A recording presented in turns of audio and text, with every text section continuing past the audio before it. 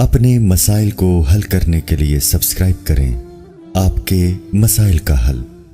بسم اللہ الرحمن الرحیم۔ پاکستان سے کسی نے پوچھا ہے کیا طلاق بائن کے بعد، بڑا لمبا سوال ہے بھائی، طلاق کا مسئلہ ہے، کیا طلاق بائن کے بعد عدت کے اندر اگر کسی نے یہ الفاظ بول دیے کہ تم مجھ سے آزاد ہو تو کیا اس سے دوسری طلاق واقع ہو جائے گی، جبکہ لفظ آزاد کسی اور نسبت میں بولا گیا ہو؟ ہم میاں بیوی میں طلاق بائن ہو چکی ہے اور ہم آپس میں تجدید نکاح کرنا چاہتے ہیں، لیکن ایک مسئلہ ہے، ہم دونوں آپس میں کسی بات پر تکرار کر رہے تھے، میں اسے بول رہا تھا کہ یہ ایسے نہ کیا کرو، مجھے پسند نہیں۔ وہ جواب دیتی ہے کہ تم مجھ پر پابندی رکھنا چاہتے ہو، قید رکھنا چاہتے ہو۔ میں نے اسے بولا کہ تم تو مجھ سے آزاد ہو، میری سنتی نہیں ہو، یعنی میرے تابع نہیں ہو، یہ مقصد تھا میرا، تو آئندہ نہیں منع کروں گا، کال بند کرو۔ اب وہ مجھے بولتی ہے کہ تم نے طلاق دیا، حالانکہ میرے وہم و گمان میں بھی یہ بات نہیں تھی، جبکہ میں نے کسی اور نسبت میں وہ لفظ بولا، مطلب کہ پابندی نہیں ہے تم پہ جب سنتی نہیں ہو، تو رہنمائی فرمائیں۔ دیکھیں یہ جو لفظ ہے نا، تم مجھ سے آزاد ہو، یہ ویسے ہی کوئی بیوی کو بول دے بیٹھے بیٹھے کہ تم مجھ سے آزاد ہو، مجھ سے کا لفظ استعمال کر کے، تو اس سے طلاق رجعی واقع ہوتی ہے، ایک طلاق اور رجعی۔ اور طلاق رجعی کا مطلب شوہر کو رجوع کا حق ہوتا ہے، یعنی یہ بھی صریح طلاقوں میں اس کا شمار ہوتا ہے، مجھ سے کا لفظ بول دو یا میرے نکاح سے تم آزاد ہو، اور اگر مجھ سے کا لفظ استعمال نہیں کیا، ویسے ہی بول دیا تم آزاد ہو، تو پھر یہ کنایہ ہے، اس میں دیکھا جائے گا نیت کیا ہے۔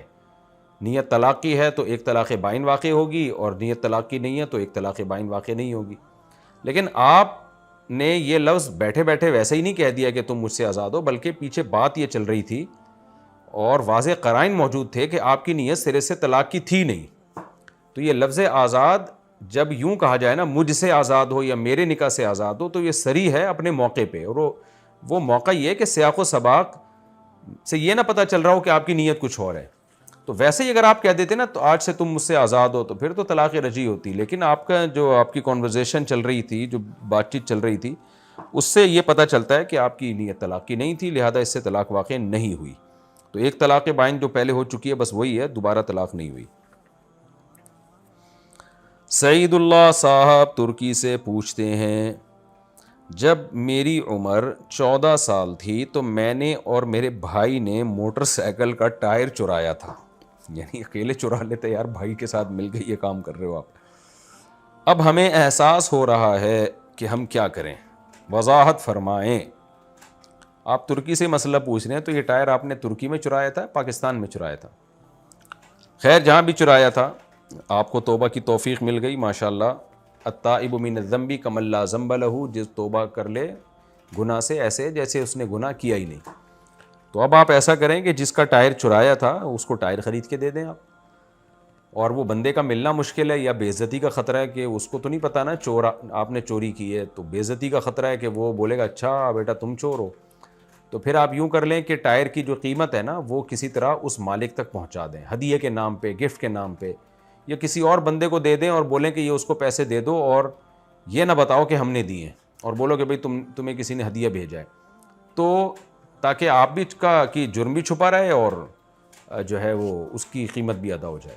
اور اگر مالک کا پتہ ہی نہیں ہے کہ کون سی بائک تھی، کس کا اس کا اونر کون تھا، پتہ ہی نہیں چل رہا تحقیق کے باوجود، تو پھر ٹائر کی جو قیمت ہے نا، آج کے حساب سے جو بھی ٹائروں کی قیمت بنتی ہے، ایک موٹر سائیکل کے ٹائر کی جو قیمت بنتی ہے وہ آپ صدقہ کر دیں، ایک درمیانے درجے کے ٹائر کی قیمت وہ مالک کی طرف سے صدقہ کر دیں۔ انڈیا سے کسی نے پوچھا ہے، ایک شخص تجارت کے لیے کریڈٹ کارڈ کے ذریعے قسط پر کمپیوٹر خریدنا چاہتا ہے۔ کریڈٹ کارڈ کے ذریعے قسط پر کمپیوٹر خریدنے پر دکان والے کو بینک پورے پیسے دے دیتا ہے، پھر خریدنے والا بینک کو قسط کے مطابق پیسے ادا کرتا ہے۔ سامان خریدنے والا چونکہ قسط پر خرید رہا ہے، اس لیے اسے بینک کو 15% سے زائد رقم ادا کرنی پڑتی ہے۔ شریعت میں اس کا کیا حکم ہے؟ کیا ایسا کرنا جائز ہے؟ نہیں بھائی، حرام ہے، سود ہے خالص، آپ بینک کو جو اضافی دے رہے ہیں وہ سود دے رہے ہیں۔ اس کی فقہی تکییف جو ہے وہ یہ بنتی ہے کہ آپ نے ایک چیز خریدی، آپ کے پاس پیسے نہیں ہیں، بینک نے آپ کی طرف سے پیسے دے دیے، تو گویا بینک نے آپ کو لون دے دیا ہے۔ لون میں یہی تو ہوتا ہے نا کہ ڈائریکٹ آپ کو دو یا آپ نے جس کو دینے اس کو آپ کی طرف سے دے دیے, تو آپ بینک کے مقروض ہو گئے.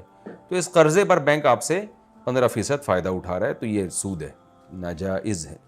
کیا کتاب کی رائلٹی اسلام میں سودی آمدنی ہے؟ امیزون پر کتابیں فروخت کرنا حلال ہے یا حرام؟ رائلٹی تو سودی آمدن نہیں ہے, جائز ہے. باقی امیزون پہ کتابیں فروخت کرنا حلال ہے حرام؟ امیزون پہ ہر جائز چیز فروخت کرنا جائز ہے, بشرطے کہ طریقہ جائز ہو. طریقہ جائز کا مطلب آپ نے جب تک کوئی چیز آپ کی ملکیت میں نہیں آئی اور پوزیشن یعنی قبضہ آپ کا نہیں ہو گیا, اور جب تک آپ کے رسک میں کوئی چیز نہیں آئی, تو آپ آگے اس کو بیچ نہیں سکتے. یا تو دو پارٹیوں کے درمیان کمیشن ایجنٹ بن کے بیچیں, اور اگر خود بیچ رہے ہیں تو یعنی دو پارٹیوں کے درمیان کمیشن ایجنٹ بن کے بیچیں گے تو کمیشن لے لیں گے آپ. پھر آپ اس میں بتائیں گے بھائی میری چیز نہیں ہے, تو میں تو فلاں کی چیز بکوا رہا ہوں, آپ کو بکوا دوں گا, تو یہ چیز ارینج کروا کے دلوا دوں گا آپ کو, اس کا مجھے اتنا کمیشن چاہیے, اور میری چیز نہیں ہے یہ. اس میں جو ہے اگر وہ چیز ہلاک ہو گئی تو آپ کا نقصان نہیں ہوگا, جو کمپنی ہے اس کا نقصان ہوگا. یہ میں بار بار مسئلہ بیان کر چکا ہوں ڈراپ شپنگ کے. میرا جو مسائل ہے نا, ان میں ڈراپ شپنگ کے احکام جب آپ لکھ کے سرچ کریں گے تو انشاءاللہ اس میں آپ کو اس کی ڈیٹیل مل جائے گی. قبضہ سے پہلے بیچنا کا کیا حکم ہے شریعت میں. اور دوسرا طریقہ جو وہی ہے کہ آپ خود قبضہ کریں یا کسی وکیل سے اس چیز پہ کتاب پہ قبضہ کروا کے آگے فروخت کر دیں اس کو. انڈیا سے کسی نے پوچھا ہے, پیسے کمانے کے لیے کسی عالم کی ویڈیو یا آڈیو اپنے یوٹیوب چینل یا فیس بک چینل پر عالم سے اجازت لیے بغیر اپلوڈ کر سکتے ہیں یا نہیں؟ کر دیں اپلوڈ بھائی, اگر ان کی اجازت نہیں ہوگی تو اسٹرائک دے دیں گے. تو آج کل تو لوگ اپلوڈ کر ہی رہے ہوتے ہیں, سارے ہی اپلوڈ کر رہے ہوتے ہیں, تو جائز ہے یہ, بشرطے کہ وہ جب اگر وہ اگلے نے پرمیشن دی نہیں ہے تو وہ خود ہی اسٹرائک دے دیں گے آپ کو. بعض لوگوں نے آٹومیٹیکلی اسٹرائک پہ کچھ کیا ہوا ہوتا ہے, تو آٹومیٹیکلی اسٹرائک چلی جاتی ہے. پاکستان سے کسی نے پوچھا ہے, میرا مسئلہ یہ ہے کہ مجھے بار بار ایمان میں شک ہوتا رہتا ہے. میں قرآن میں موجود دلائل خود کو دیتا ہوں مگر پھر بھی حق کو قبول نہیں کر پاتا, اور کچھ مجھے یقین ہو جاتا ہے کہ اسلام حق ہے, پھر کچھ دیر بعد شک ہو جاتا ہے. برائے کرم جلدی مجھے حل بتائیں. آپ کو وہم کی بیماری ہے اور کچھ بھی نہیں ہے. آپ دلائل میں غور ہی نہ کریں, اچھا بھلا نماز روزہ زکوٰۃ ان چیزوں میں لگے رہیں اور نہ غور کیا کریں آپ ان دلائل میں. یہ وہم کی بیماری ہے, یہ بے ایمانی نہیں ہے, یہ کفر نہیں ہے, یہ وسوسہ ہے. اس کا ڈاکٹر کے پاس علاج ہوتا ہے ایسی چیزوں کا. تو آپ یہ جو ہے نا, یہ جتنا سوچیں گے وسوسے بڑھتے چلے جائیں گے. تو اس لیے آپ سیدھا 5 ٹائم نماز پڑھو میرے بھائی, قرآن کی تلاوت کیا کرو ثواب کی نیت سے, اور آپ جو ہے علماء کے بیانات سن لیا کریں, اور جو بھی شریعت کے حکام ہے, زکوٰۃ ہے, صدقہ ہے, ماں باپ کے ساتھ اچھا سلوک ہے, اس میں لگے رہیں. اس پہ زیادہ سوچیں نہیں. ایک دفعہ یہ دماغ کھوپڑی خراب ہو جاتی ہے نا سوچ سوچ کے, پھر سیٹنگ پہ آنا بڑا مشکل ہے, بہت ہی آؤٹ آف کنٹرول ہو جائے گی یہ کھوپڑی. تو یہ علامت سے لگ رہا ہے کہ یہ آپ کی جو علامات ہیں نا, اس سے لگ رہا ہے کہ یہ وسوسہ ہے, یہ دلائل میں شک نہیں ہے, یہ وسوسہ ہے. کراچی سے کسی نے پوچھا, یہاں بہت غلط فہمی پائی جاتی ہے کہ جب عورت حالت حیض میں ہوتی ہے تو وہ کسی 1.25 مہینے والی عورت کے بیڈ پر نہیں جا سکتی اور نہ ہی لیٹ سکتی ہے.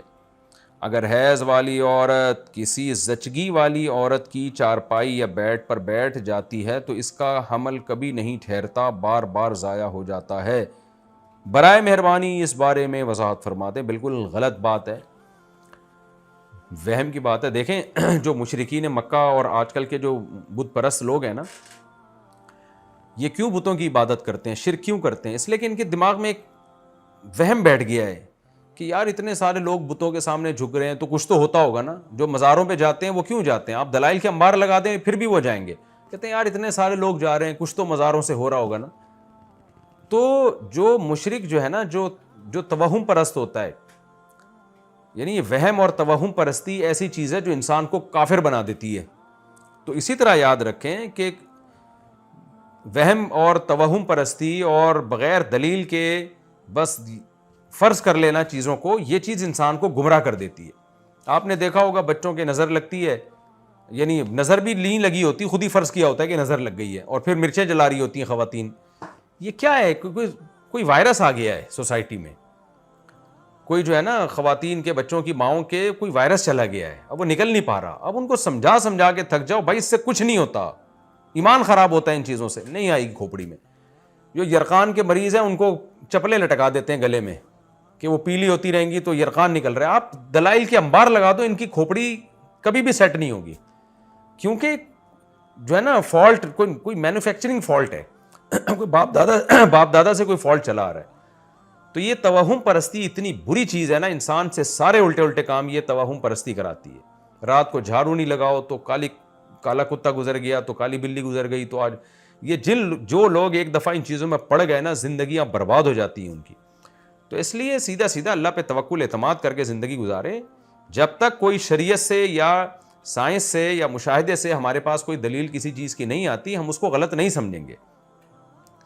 تو دلیل ہمارے لیے دو طرح کے دلائل ہوتے ہیں, ایک عقلی دلیل اور ایک شرعی دلیل. شریعت کا مطلب اسلام نے کہہ دیا کہ یہ غلط ہے تو جو مسلمان ہے مانے گا, قرآن و سنت نے کہہ دیا. اور عقل کا مطلب مشاہدہ, یعنی سائنس کہہ رہی ہے, آپ کا مشاہدہ نہیں, کیونکہ بیوقوفوں کا تو مشاہدہ بھی وہی ہوتا ہے جو وہ سوچ رہے ہوتے ہیں, ان کو تو ہر وقت جن چڑیل بھوت نظر آ رہے ہوتے ہیں. بیوقوفوں کا مشاہدہ نہیں ہے, مشاہدہ وہ مشاہدہ جو سائنس اور ٹیکنالوجی کا مشاہدہ ہے, جو سائنسدان کہتے ہیں, جو پڑھے لکھے لوگ کہتے ہیں, ان کا اپنا جو لیب میں ان کے مشاہدات ہیں, ان مشاہدات کی بات کر رہا ہوں. وہمیوں کے مشاہدات تو وہ صبح شام پتہ نہیں ان کو کیا کیا نظر آتا رہتا ہے. تو اس قرآن نے ہمیں کوئی چیز بتا دی ہے تو بے شک وہ مشاہدے میں نہ آئے, اللہ کا کلام برحق ہے, اللہ کے رسول نے بتا دیا, ہم اس کو بھی مانیں گے. اگر نہ اسلام بتا رہا ہے اور نہ سائنس سے ہمیں کوئی چیز پتہ چل رہی ہے تو یہ اس کا مطلب دماغ خراب ہو گیا اس بندے کا. تو ایسے توہمات کی دنیا سے آپ نکلیں. اور اس کے بغیر یہ, کیونکہ ایک وہم ہے کہ وہ 1.25 مہینے والی عورت وہاں لیٹ جائے تو یوں ہو جاتا ہے, وہ وہاں بیٹھ جائے تو یہ ہو جاتا ہے. تو ان کا وہم پھر اور بھی چیزوں میں بڑھے گا, باقی چیزوں میں بھی وہم بڑھے گا. وہ فلانا ہو جائے تو یہ ہو جائے گا, فلانا ہو جائے تو یہ ہو جائے گا. ایسے میں نے لوگ دیکھے ہیں, ان کی زندگیاں برباد ہو جاتی ہیں. پھر بنگلہ دیش سے پوچھتے ہیں, میرے پاس بزنس کے لیے کچھ پیسہ کم ہے تو میں اپنی بہن سے اس شرط پر پیسے لے سکتا ہوں کہ جو پیسہ وہ مجھے دے گی میں بزنس کر کے اس میں سے کچھ فائدہ اس کو دے دوں گا, کیا یہ سود ہوگا یا کچھ فائدہ مقرر کر سکتے ہیں یا نہیں؟ جبکہ وہ اس بات کے لیے بھی تیار ہے کہ اگر بزنس زیادہ نہیں ہوا, مطلب کچھ فائدہ نہیں ہوا, تو وہ کم لینے پر بھی تیار ہے. تو کیا یہ ٹھیک ہے؟ نہیں بھائی, یہ بالکل ناجائز ہے. جائز طریقہ یہ ہے کہ پورا آپ جتنے پیسے اس سے لے رہے ہیں اور جتنے آپ کے لگے ہوئے ہیں, تو آپ نے جو اس کے پیسوں سے جو پروفٹ ہوگا نا, تو اس پروفٹ کو پرسنٹیج کے حساب سے ڈیوائیڈ کرنا ہے آپ نے. مثال کے طور پر آپ 80 لاکھ روپے اپنی سسٹر سے لے رہے ہیں, 20 لاکھ آپ کے لگے, تو اب جو بھی کاروبار میں پروفٹ ہوگا اس پروفٹ میں 80% پروفٹ آپ نے بہن کی رقم سے کمایا ہے, کیونکہ 80% اس کا لگا ہوا ہے. تو ٹوٹل پروفٹ میں آپ یوں سمجھا جائے گا کہ آپ نے 80% پروفٹ اپنی بہن کی رقم سے کمایا ہے. تو اس 80% میں آپ اپنی بہن کو کتنا دیں گے؟ تو یہ نہیں ہو سکتا کہ کچھ دے دوں گا, نہ. اس 80% میں جو آپ نے بہن کی پروفٹ رقم سے کمایا ہے اس میں آپ کو طے کرنا ہے کہ بہن 20% تمہارا 80% میرا, یا 80% تمہارا 20% میرا, یا 50% تمہارا 50% میرا. تو یہ طے کرنا پڑے گا. اور اگر لاس ہوا تو لاس جو ہے 80% ہی ہوگا آپ کی سسٹر کا, کیونکہ اس کی رقم 80% لگی ہوئی ہے. تو خلاصہ یہ نکلا کہ آپ کی سسٹر جو رقم دے رہی ہیں اور آپ کی رقم, دونوں کا آپ کے پاس حساب ہونا چاہیے. دونوں کو مرج کر کے جب آپ بزنس میں لگاتے ہو تو بزنس میں جو پیسہ لگے گا اس میں جو پروفٹ ہوگا تو دیکھا جائے گا کہ آپ کی سسٹر کے پیسوں سے آپ نے کتنا کمایا ہے. تو جتنا سسٹر کے پیسوں سے کمایا اس میں سے آپ کو پرسنٹیج دینی پڑے گی, فیصد رقم دینی پڑے گی, اور یہ ابھی سے طے کرنی پڑے گی. انڈیا سے کتنے پوچھا ہے, نماز جماعت سے پہلے جب اقامت پڑھی جا رہی ہوتی ہے تو بعض لوگ بیٹھے رہتے ہیں, اقامت پڑھنے والا جب حی علی الصلاۃ حی علی الفلاح پڑھتا ہے تب کھڑے ہوتے ہیں. اس بارے میں رہنمائی فرمائے.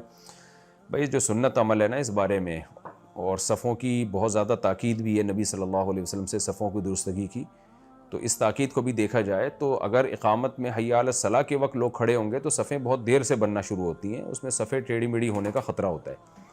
اس لیے ہمارے نزدیک بہتر یہی ہے کہ پہلے سے لوگ کھڑے ہو جائیں اور اقامت جیسے ہی شروع ہو لوگ کھڑے ہو جائیں اور صفیں بنانا شروع کر دیں. کینیڈا سے کسی نے پوچھا ہے, میری ایک نند ہے, آپ خوش قسمت ہیں کہ صرف ایک ہی نند ہے آپ کی, یہیں کینیڈا میں, وہ مرتد ہو گئی ہے, استغفر اللہ, اس نے شوہر سے بھی طلاق لے لی ہے, اس کو بچے کی خواہش تھی تو اس نے ناجائز تعلقات کر کے ایک بچہ پیدا کروا لیا. بتائیے ہم اس کے ساتھ کیسا رویہ رکھیں؟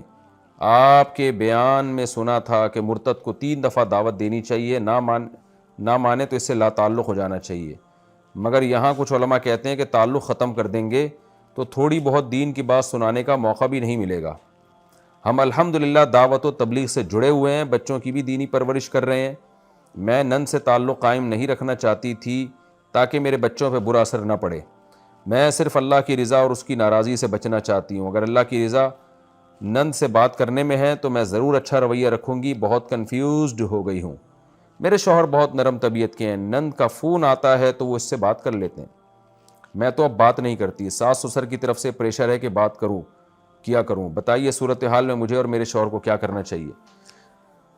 2-3 دفعہ محبت سے سمجھانے کی کوشش کریں، اگر نہیں مانتی تو بالکل قطع تعلق کر دیں، کیونکہ اس سے اثرات آپ کی اولاد پر، آپ کے خاندان پر پڑیں گے۔ حدیث میں جہاں الحب فی اللہ ہے تو البغض فی اللہ بھی ہے۔ اسلام چھوڑ دینا کوئی معمولی جرم نہیں ہے۔ ہم نہیں کہہ رہے کہ آپ ان کو مارے دھاڑیں، ان کو ٹارچر کریں، کچھ نہ کریں، کوئی کسی پہ آپ کوئی سختی نہ کریں، لیکن تعلق ختم، بالکل قطع تعلق۔ اور شریعت میں وراثت میں بھی ایسی خاتون کا کوئی حصہ اپنے ماں باپ کی وراثت میں بھی نہیں ہے۔ جو اسلام چھوڑ دیں تو ماں باپ کی وراثت بھی نہیں ملے گی کسی کی بھی، تو اور ولد الزنا بچہ بھی پیدا کر لیا تو یہ تو بالکل جائز نہیں ہے۔ اگر تبلیغ کی نیت سے آپ ان لوگوں سے تعلق رکھیں گے تو تبلیغ اتنی ہو نہ ہو آپ کی نسلیں بگڑ جائیں گی اس کی وجہ سے، کیونکہ جب ایک گناہ سوسائٹی میں ہو رہا ہوتا ہے، لوگ ان سے سب سے مل رہے ہوتے ہیں، تو اس گناہ کی برائی دل سے چھوٹ جاتی ہے، ختم ہو جاتی ہے۔ لوگ کہتے ہیں یار وہ بھی تو ہے نا، اس نے اسلام چھوڑ دیا اور حرامی بچہ پیدا کر لیا، تو وہ بھی تو آتی ہیں، چائے پیتی ہیں، کھانا کھاتی ہیں، سلام دعا ہے، تو آج اس سے کیا ہوگا کہ لوگ اس گناہ کو ہلکا سمجھیں گے۔ تو اس لیے بالکل بائیکاٹ۔ ویسے بھی جو اسلام چھوڑ دے تو اس سے بڑا جرم دنیا میں ہو نہیں سکتا کوئی، تو اس لیے بالکل تعلق ختم کر دیں ان سے۔ اگر 2-3 دفعہ محبت سے سمجھا دیا، ان کو جو اشکالات تھے اسلام پر اس کا جواب دے دیں، نہیں ہوتا تو ختم تعلق۔ تو جائز نہیں ہے سلام دعا رکھنا اور دوستی کا تعلق رکھنا، حرام ہے۔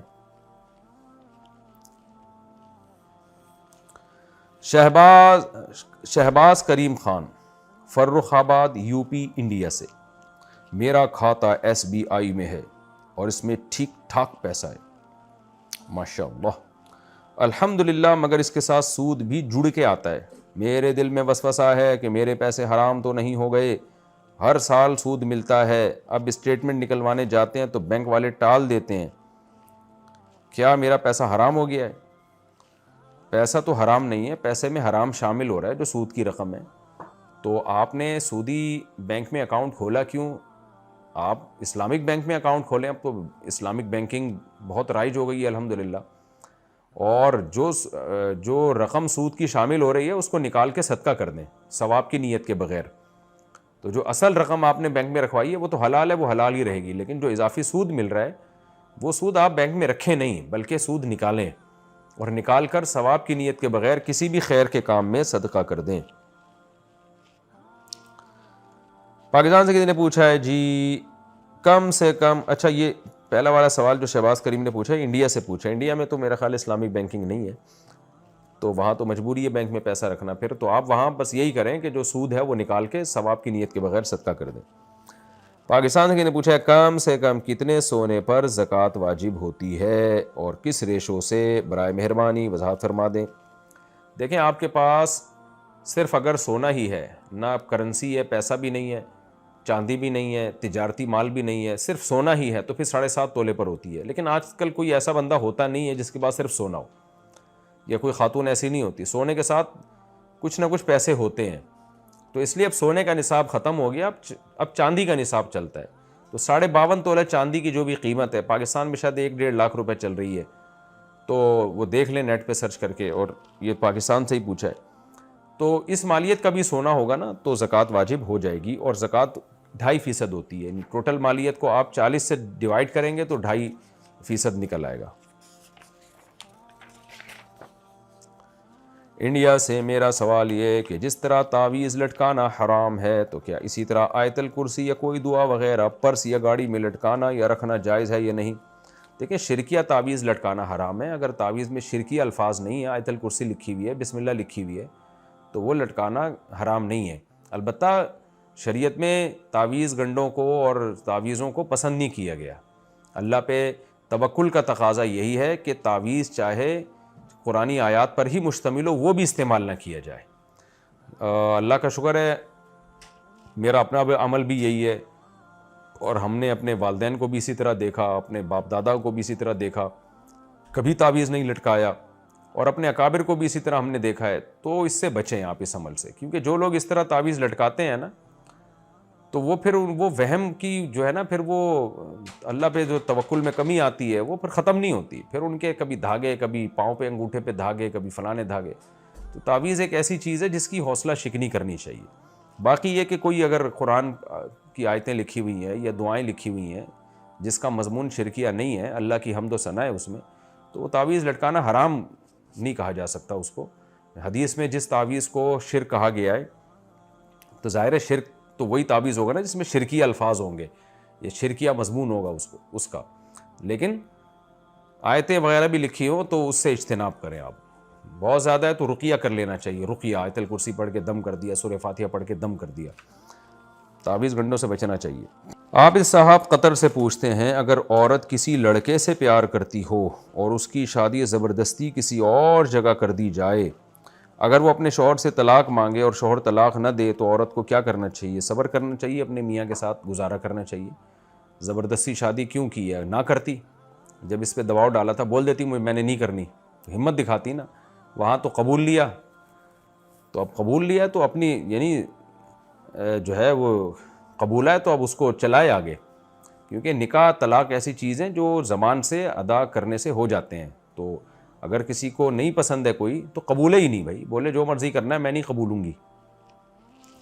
تو اب شوہر سے اگر طلاق مانگ رہی ہے دے دے طلاق تو ٹھیک ہے، نہیں دے گے تو پھر صبر کرے اسی کے ساتھ۔ ویسے شوہر کو چاہیے کہ ایسی عورت جو طلاق مانگ رہی ہو، کسی آپ سے کہہ رہی ہو کہ میں فلاں سے پیار کرتی ہوں، تو شوہر کو چاہیے چھوڑ دے اس کو۔ ایسی خاتون کو طلاق دینے کی حدیث میں ترغیب ہے کہ جو شوہر کو پسند نہیں کر رہی اور اس سے طلاق مانگ رہی ہے، ترغیب یہی ہے، فرض نہیں ہے شوہر پہ لیکن ترغیب یہی ہے کہ چھوڑ دینا چاہیے، کیونکہ فائدہ نہیں ہے نا ایسی شادی چلانے کا آگے۔ امریکہ سے کسی نے پوچھا، اسلام میں دوسری شادی کی اجازت انصاف کی شرط کے ساتھ ہے، میں اگر دوسری شادی پاکستان میں کروں تو میں انصاف کیسے کروں گا؟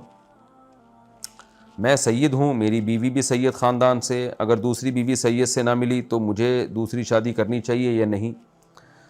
میں تو سب کو ترغیب دیتا ہوں بھائی کرنی چاہیے، اور عدل بھی کرنا چاہیے ساتھ میں۔ پھر باقی یہ کہ یہ تو مسئلہ نہیں ہے کہ دوسری بیوی سید ہے یا نہیں ہے، اس سے کوئی فرق نہیں پڑتا، بے شک غیر سید ہو۔ باقی یہ ہے کہ عدل کیسے کریں گے، یہ ایک بڑا معقول سوال ہے، کیونکہ آپ جب رہیں گے کہاں رہتے ہیں آپ؟ امریکہ سے پوچھ رہے ہیں، آپ امریکہ میں رہتے ہیں، دوسری بیگم پاکستان میں، تو جتنی راتیں پہلی بیگم کے ساتھ گزاریں گے اس دوسری شادی کے بعد، اتنی ہی راتیں دوسری کے ساتھ بھی گزارنی پڑیں گی آپ کو، ورنہ بے عدلی ہوگی۔ تو اگر یہ ممکن ہی نہیں ہے تو آپ سیکنڈ وائف کو پہلے سے بتا دیں کہ بھئی میں چونکہ امریکہ میں رہتا ہوں، سال میں ایک آدھ مہینے کی چھٹی کے لیے آتا ہوں، تو میں ایک آدھ مہینہ ہی آپ کے ساتھ گزار پاؤں گا، تو اگر آپ اس پہ ایگری ہو تو میں آپ سے شادی کرتا ہوں، ادروائز میں شادی نہیں کرتا۔ تو اگر دوسری وائف آپ کی ایگری ہو جاتی ہے کہ ٹھیک ہے جی آپ میرے ساتھ کم ٹائم اسپینڈ کیجئے گا، کیونکہ آپ مسافر ہیں، آتے ہیں، کم ٹائم ہوتا ہے، تو پھر جائز ہے، پھر آپ باریاں پوری نہ دیں اس کو، تو یہ اس کا مسئلہ ہے۔ وہ اگر پرمیشن دے دیتی ہے تو یہ باریاں معاف ہو جائیں گی، پرمیشن نہیں دیتی تو باریاں معاف نہیں ہوں گی۔ تو اس صورت میں پھر آپ شادی نہ کریں اس سے، بولے بھائی میں اسی سے کروں گا جو باریاں معاف کرے، کیونکہ میں ٹائم نہیں دے سکتا۔ احمد رجیب بنگلہ دیش سے، وہ عورت جس کو حیض نہیں آتا یا ایک مہینہ آتا ہے پھر کبھی کسی وقت آتا ہے، اس کا کوئی وقت مقرر نہیں ہے، کبھی آتا کبھی نہیں آتا ہے، تو پھر وہ عورت عدت کیسے گزارے؟ اس کو ایک حیض آیا دوسرا نہیں آ رہا، کیا اس صورت میں وہ لڑکی کوئی دوا وغیرہ کھا کر حیض لا سکتی ہے؟ اور اگر دوا لینے کے بعد بھی اس کا دم یعنی خون نہیں آ رہا تو پھر کیا کرے؟ بہت پہلے جو اس کی عادت تھی وہ چھوٹ گئی ہے۔ دیکھیں جب تک حیض کا امکان ہے نا عورت کا، آئسہ میں داخل نہیں ہوتی۔ آئسہ کہتے ہیں وہ عورتیں جن کو اب حیض بند ہو گیا ہے، بس بڑھاپے کی وجہ سے یا بیماری کی وجہ سے اب مایوس ہو گئی ہیں کہ اب نہیں آئے گا حیض، تو ان کی عدت 3 مہینے ہے۔ لیکن جس کو حیض آ رہا ہے، چاہے وہ سال میں ایک دفعہ بھی آتا ہو، تو اس کی عدت 3 مینسز ہی ہے۔ جب تک 3 دفعہ کمپلیٹ مینسز نہیں آئیں گے عدت ختم نہیں ہوگی۔ ہاں میڈیسن لی جا سکتی ہے حیض لانے کے لیے تاکہ یہ جلدی جلدی حیض آئے اور عدت ختم ہو جائے۔